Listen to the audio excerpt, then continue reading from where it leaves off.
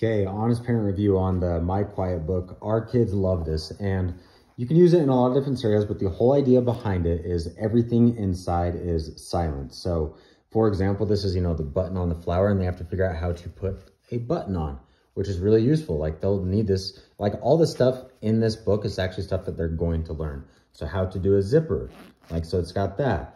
How to tell the time, so they can move this around. You can quiz them on that. How to tie a bow, very handy. And then this one, picking up apples, but it has a little Velcro so that they can put it on, have fun with that. They can learn shapes, very fun. This is just with buttons. So tons of things that they can learn to do. Everything is silent. How to tie a shoe, super important. Different textures of things that they can touch so that they can learn textures, learn stop, wait, and go. Anyway, highly recommend it. Where we use this the most actually is probably at church, where it needs to be silent, but the kids need to be entertained. So that's a really good one at family events, but maybe there's like at a wedding or something, if you're bringing your kids and they stay, there's a speech going on. So highly recommended, love it so much. Hope you guys do too, because this is great for all kids. Love it.